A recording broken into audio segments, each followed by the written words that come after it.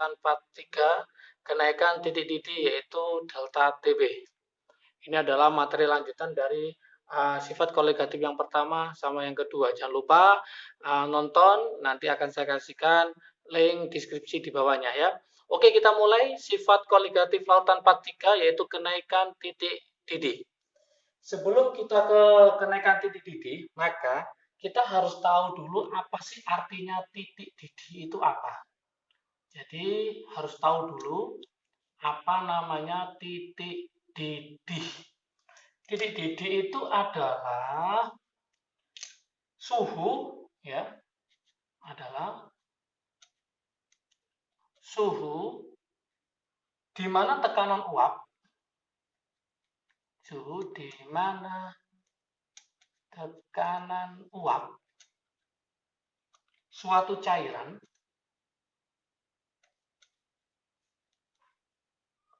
itu sama dengan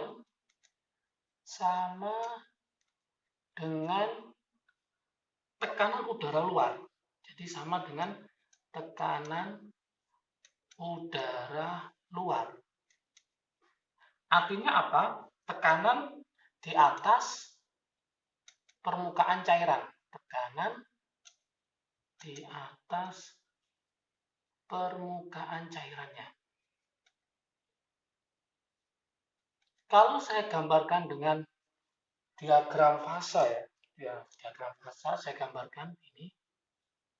Misalkan saya punya diagram fasa ini, set gini ya. Ini harus paham konsepnya dulu. Ini tak kasih warna merah. Ini tekanannya pada saat 1 atm. Di sini pada saat 1 atm tekanannya. Oke. Untuk lebih jelasnya, yang warna hitam itu posisinya sebagai pelarut. Yang warna merah itu adalah larutan. Di sini ada daerah padat, cair, ini gas. Oke. Kalau kita buat seperti ini, misalkan kita punya pelarutnya kita pakai air. Masih ingat air mendidih pada suhu berapa? Pada suhu 100. Daerah sini namanya daerah cair gas, berarti daerah didih. Ini saya tulis 100. Kemudian tekanan awalnya adalah 1 atm. Terjadi penurunan tekanan uap ke bawah sini. Nah, namanya delta P. Maka tekanan uap larutannya di bawahnya. Untuk kembali lagi ke tekanan 1 atm, dia harus menaikkan titik didihnya. Saya anggap 110. Berarti ada selisih berapa? 10. Nah, selisih inilah yang disebut dengan namanya adalah delta TB. Delta TB. Yang disebut dengan namanya kenaikan titik didih. Oke. Jadi kesimpulannya apa?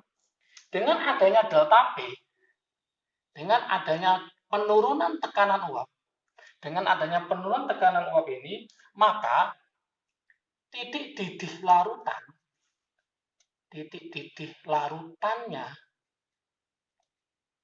itu lebih besar daripada titik didih pelarutnya.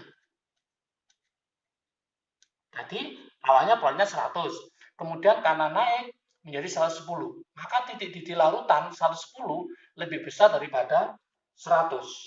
Sehingga nanti dilambangkan dengan rumus delta TB boil ya, B itu adalah TB-nya si larutan lar dikurangi TB-nya si pelarut pel.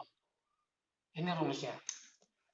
Jadi TB-nya larutan dikurangi TB-nya si pelarut. Jadi mencari TB-nya si larutan itu adalah mencari titik didih larutan. Tinggal ini pindah ruas. Jadi nanti delta TB ditambah TB-nya si pelarut. Kalau pakai air, maka rumusnya jadi TB larutan sama dengan delta TB ditambah 100 derajat Celcius. Itu kalau pelarutnya ini pakai air. Pelarutnya pakai air. Pelarutnya pakai air. Nah, dari sini maka dikembangkan rumusnya, yaitu mencari delta TB. Itu rumusnya adalah M molalitas dikali KB. Masih ingat molalitas rumusnya adalah gram terlarut dibagi mR dikali 1000 dibagi gram pelarut dikali KB. Oke. Yang ini, yang saya kotak ini, itu khusus untuk larutan yang non-elektrolit. Jadi ini untuk larutan non-elektrolit. Artinya dia larutan yang tidak menghantarkan listrik. Contoh glukosa, sukrosa, alkohol itu ya, urea. Lah, gimana untuk larutan yang elektrolit? Maka rumusnya berubah menjadi ini aja. Delta TB sama dengan GT per MR kali 1000 dibagi GP kali KB dikali I. Bedanya ada I-nya saja ini, yaitu yang sudah kita terangkan di video yang kedua ya, part 2 itu tentang faktor Van Hoff ya. Oke, hanya bedanya hanya ada I-nya ini. Itu. Oke. Masih ingat mencari I? Mencari I itu rumusnya apa kemarin? 1 plus N min 1 alfa. Ini rumus I-nya. Untuk elektrolit kuat itu bisa berubah asam kuat, bisa basa kuat, bisa sebuah garam. Masih ingat ya? Elektrolit kuat itu alfanya sama dengan 1. Maka trik asiknya berlaku. Berarti I-nya itu sama dengan N-nya. I sama dengan N-nya, jumlah ionnya. Contoh misalkan NaCl, itu garam yang elektrolit kuat. Ada berapa ion di sini? 1 tambah 1, berarti I-nya sama dengan N-nya. Berarti sama dengan 2. Lagi misalkan saya punya basa kuat, yaitu apa? CaOH 2 kali. Ada berapa I-nya? Nah, di sini ada Ca-nya 1, OH-nya 2. Berarti I sama dengan N-nya, jumlah ionnya. Berarti 2 tambah 1 berapa? 3. 3 masuk ke sini, itu yang membedakan antara elektrolit dan non-elektrolit. Untuk lebih jelas lagi, maka saya kasihkan contoh soal ya. Contoh soal, ini saya ambilkan dari soal UMB ya, ujian masuk bersama. Contoh soal.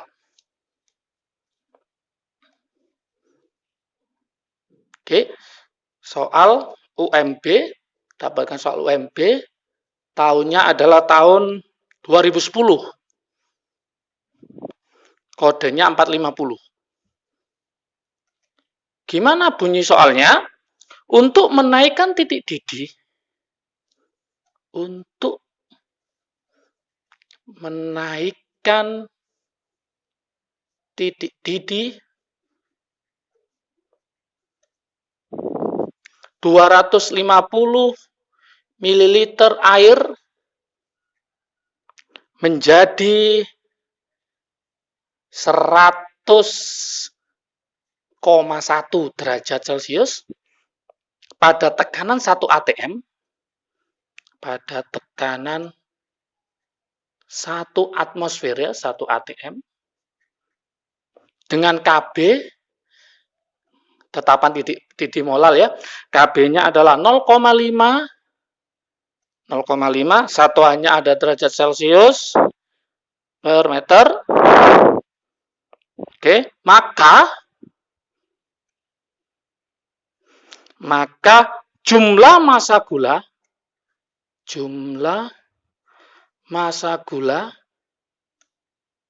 massa gula dengan MR 342, masih ingat ya, MR 342 itu adalah kira-kira sukrosa, kalau glukosa itu adalah berapa? 180 yang harus dilarutkan. Yang harus dilakukan itu berapa? Yang harus dilarutkan adalah titik-titik ini ya. Oke, untuk menjawab soal ini maka kita harus analisis dulu apa aja yang diketahui. Ya, kita jawab ya. Apa aja yang diketahui di sini? Yang pertama, ada 20 ml air. Pada yang dipakai di sini adalah GP, gram pelarut. Ingat, Rho-nya air adalah 1 gram per mililiter. Jadi 250 ml ini setara dengan 250 gram air. Karena Rho-nya adalah 1 ya, gram air. Berarti ini berfungsi sebagai GP, gram per larut. Kemudian menjadi 100,1. Berarti ini adalah titik didih larutan. Masih ingatkah delta TB itu rumusnya adalah TB larutan dikurangi TB-nya si pelarut. Pelarutnya pakai air. Air mendidih pada suhu berapa? Pada suhu 100. Berarti ini 100,1 dikurangi 100. Maka delta TB-nya ketemu 0,1. Yang diminta adalah berapakah jumlah masanya. Maka yang ditanyakan adalah GT-nya. Maka kita masukkan rumus, yaitu delta TB sama dengan GT dibagi MR kali 1000 dibagi GP dikali KB. Tinggal kita masukkan di sini, delta TB-nya tadi ketemu 0,1. GT-nya dicari, MR-nya adalah ketemu 342 dikali 1000 dibagi 250. KB-nya adalah 0,5. Oke. Tinggal kita menghitungnya. 1000 bagi 250 ketemu 4. 4 dikali 0,5 berarti ketemu 2. 2 kita coret sama ini, berarti nanti tinggal 0,1. Yang ini GT. Kita coret 4 kali 0,5 tadi kan 2. 2 kita coret sama 342, tinggal 171. Kemudian kita kalikan, berarti GT-nya nanti ketemu berapa? Tinggal kalikan, berarti 17,1 gram. Ya. Inilah hasilnya. Gampang ya. Yang penting teman-teman harus tahu analisisnya, yaitu GT-nya siapa, GP-nya siapa, kemudian delta TB-nya bagaimana, yang ditanyakan yang apa. Oke, untuk memperdalam pemahaman teman-teman semua, ini saya kasih soal latihan. Nanti silakan dicoba. Soal latihan ya. Silakan dicoba. Semoga bisa ya. Ini saya ambilkan di soal senam PTN aja. Senam PTN tahun 2012 ya. 2012. Kode soalnya adalah 334. Oke, soalnya seperti ini. Pada tekanan 1 atm, pada 1 atm, larutan 13,35 gram aluminium klorida. Aluminium klorida. Ada yang tahu rumusnya aluminium klorida? Kalau belum tahu, oke, saya kasih tahu. Yaitu adalah AlCl3. Oke. Dengan MR-nya adalah 133,5 dalam 260 gram air. Dengan KB, tetapan titik didih molalnya ya, berarti 0,52. Oke. Maka dia akan mendidih pada suhu berapa? Akan mendidih pada suhu berapa? Oke, silakan dicoba. Oke, silakan dicoba. Nanti hasilnya bisa teman-teman tulis di komentar ya, di bawahnya itu. Oke, semoga bisa paham perbedaannya soal ini. Kalau ini saya kasih clue-nya, ini adalah gula. Gula itu berarti non elektrolit. Kalau ini adalah aluminium klorida, AlCl3, berarti ini berupa suatu garam, maka dia termasuk elektrolit kuat. Maka nanti rumusnya harus ada apanya? I-nya. Oke, selamat mencoba, semoga bisa. Jangan lupa hasilnya nanti silakan ditulis di komentar, semoga paham dan bisa semua. Oke, kalau video ini bermanfaat, jangan lupa di-share ke teman-teman kalian. Semoga manfaatnya menjadi lebih banyak lagi. Saya tunggu like dan subscribe-nya. Semoga sukses semua. Salam.